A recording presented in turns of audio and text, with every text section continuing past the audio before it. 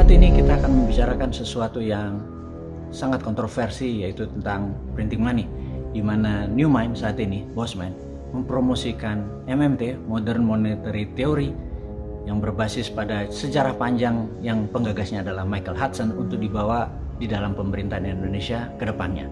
Di mana dalam 20 tahun terakhir, yaitu Ibu Mega 3 tahun, Pak SBY 10 tahun, dan Pak Jokowi 7 tahun, selama 20 tahun ini Indonesia belum juga menjadi negara superpower, malah negara penghutang. Itu karena tidak menggunakan konsep Modern Monetary Theory. Tapi itu masa lalu, sekali lagi. Yang penting adalah nanti di 2024 sampai 2045 ada 21 tahun, dan di 2045 adalah Indonesia menjadi Indonesia emas karena sudah 100 tahun negara kita berdiri. Kita harapkan dalam 21 tahun ke depan pemimpinnya siapapun itu harus membawa Indonesia menjadi negara superpower. Dan kita percaya selama konsep bernegaranya seperti genre 3 presiden terakhir, kita atau saya secara pribadi menganggap tidak akan mungkin Indonesia menjadi negara superpower. Yang jelas saya ucapkan terima kasih kepada 3 presiden terakhir karena sudah membuat Indonesia menjadi negara yang tetap utuh. Itu adalah sebuah prestasi, utuh aja prestasi. Nah, kedepannya kita lebih dari utuh. Kita ingin negara kita sehat, berdaulat, dan pastinya negara Indonesia harus menjadi negara superpower. Sekali lagi, harus menjadi negara superpower karena Indonesia memang ditakdirkan menjadi global player. Contohnya adalah kita dengan kekuatan laut kita, kekuatan selat kita, kekuatan mineral kita, dan kekuatan di atas tanah kita yang tanahnya sangat subur. Untuk menjadi food country itu syaratnya semuanya terpenuhi. Tetapi saat ini 3 presiden terakhir tidak pernah memanfaatkan selat tadi, tidak pernah memanfaatkan kekuatan maritim tadi, tidak pernah memanfaatkan kekuatan mineral sebagai deterrent faktor atau faktor penggentar, dan juga tidak membuat negara ini surplus pangan untuk menjadi food country, tapi kita masih impor termasuk pupuknya. Tapi sudahlah, kita nggak usah berpikir apa yang sudah mereka lakukan. Toh mereka sekali lagi adalah presiden yang dipilih oleh rakyat, dan tugas kita ke depan adalah bagaimana kita membuat lebih baik. Tetap mereka adalah senior kita, dan kita tetap harus menghargai siapapun mereka itu yang telah membuat negara ini utuh. Itu luar biasa. Kembali ke masalah printing money. Banyak sekali orang yang memaki Bosman, bilang goblok, bilang sontoloyo, bilang stupid, bilang fuck, bahkan kita dengan mengatakan bahwa kalau printing money dilakukan di Indonesia, Indonesia akan hyperinflation dan pemerintah sekarang akan kolaps. Maka kalimat itu saya anggap tidak salah. Benar, kalau kita saat ini lakukan printing money, Indonesia pasti akan kolaps.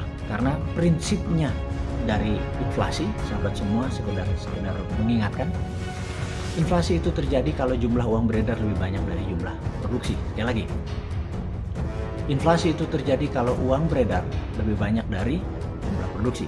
Dan saat ini kalau di printing money, uang beredarnya pasti lebih banyak dari tingkat produksi, karena jangan-jangan produksi Indonesia saat ini terburuk dalam beberapa pemerintahan terakhir. Ya, ada masalah karena COVID, masalah PPKM, dan strategi kesehatan lainnya. Tapi yang jelas, kalau di printing money sekarang, saya setuju akan inflasi. Tetapi ke depan kita harus punya grand plan seperti negara-negara yang pernah sukses dengan printing money. Misalnya kita mulai dari Jerman Barat. Jerman di tahun 1918, Jerman adalah negara kalah perang dunia pertama, dan dia harus menanggung biaya perang. Apa yang terjadi? Jerman dimiskinkan dari 2 sisi. Jermannya sudah terpuruk, dan kemudian Jermannya harus menanggung biaya perang. Kita lompat sebentar dari 1918 ke 1933 atau 15 tahun kemudian, Jerman mulai melakukan invasi. Mereka mulai menyerang negara-negara di sebelahnya, dan di 1938 atau 20 tahun setelah mereka kalah perang dunia pertama, mereka menaklukkan Eropa. Nah, singkat cerita adalah bagaimana caranya negara tersebut, dari negara yang terpuruk rata tanah tersebut, bisa menjadi negara superpower dalam waktu 15 tahun. Apakah mereka dari neraca perdagangan? Mereka dagangnya plus, kemudian impornya sedikit. Boro-boro mereka bisa produksi untuk ekspor. Yang mereka lakukan adalah printing money Deutschmark terhadap mesin perang. Itu yang dilakukan kencang sekali. Uang beredar di Jerman sendiri, mata uang mereka sendiri, dan produknya produk mereka sendiri. Itulah yang membuat Jerman bisa menjadi negara superpower dalam waktu 15 tahun. Dan kita lompat kemudian ke tahun 1933 sampai 1956, tapi yang jelas dari 33 sampai 36 FDR, Franklin Delano Roosevelt atau FDR, mempunyai New Deal. New Deal adalah strategi Amerika membangun infrastruktur jalanan. Ada 11 dari utara ke selatan, ada 15 dari timur ke barat, untuk mempromosikan atau untuk menstimulus industri-industri mesin dan industri mobil. Jadi bukan hanya sekedar membangun jalanan yang uangnya Amerika, modalnya Amerika, mesinnya Amerika, teknologinya Amerika, semen, pasir, batu, besi semua Amerika. Dan di dalam membangun infrastruktur tadi tujuannya bukan hanya membuat jalanan yang isinya mobil asing, tapi yang jelas membuat jalanan mobilnya mobil Amerika. Jadi dia hanya memutarkan bisnis di domestic consumption. Dan singkat cerita, strateginya adalah printing money. Waktu itu adalah New Deal itu adalah $100 billion. Itu $100 billion masa itu, bukan sekarang ya. Mungkin kalau sekarang nilainya hampir 10 kali lipat dari nilai yang di print atau dicetak berdasarkan proyek infrastruktur tadi yang namanya New Deal. Kemudian kita lompat kembali ke tahun 1945, di mana Jepang kala itu adalah negara yang kalah perang. Hiroshima Nagasaki membuat Jepang rata tanah. Dan kemudian 1964 alias 19 tahun kemudian ada olimpiade yang sangat besar dan termodern masa itu, Olimpiade Tokyo. Dunia sangat terkejut dengan adanya kemajuan yang Jepang lakukan hanya dalam 19 tahun. Pertanyaannya, apakah dalam 19 tahun itu pakai neraca perdagangan, pakai surplusnya perdagangan, baru dia membangun Jepang? Ya tidaklah. Shinkansen, rel kereta api, kereta cepat, itu underlay-nya dari printing money-nya yen. Dan nilai yang membuat Jepang menjadi negara superpower juga kembali dalam waktu hanya 20 tahun. Kemudian kita lompat lagi di 1989, Deng Xiaoping memutuskan dengan dua currency, dengan dua standar keuangan, dengan dua standar perekonomian, yang yuan berbasis dolar, yang renminbi berbasis project.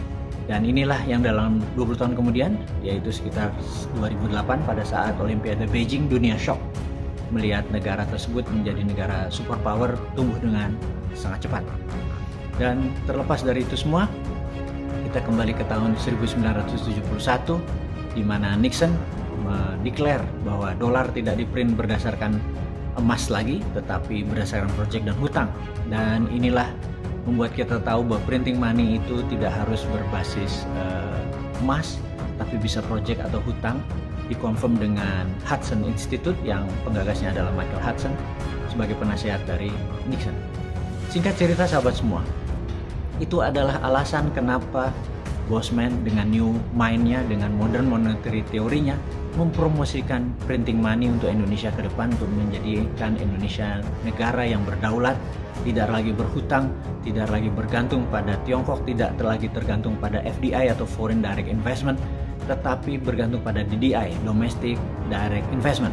Sahabat semua, semoga penjelasan yang singkat ini bisa memahami bahwa printing money tidak akan menyebabkan inflasi kalau ada produksi yang menjamin sebagai underlay-nya, dan produksi kita adalah Indonesia menjadi negara superpower di 2045, 100 tahun Indonesia merdeka atau 21 tahun setelah 2024, dan strategi itu adalah satu-satunya printing money yang diusulkan oleh kaum New Mind.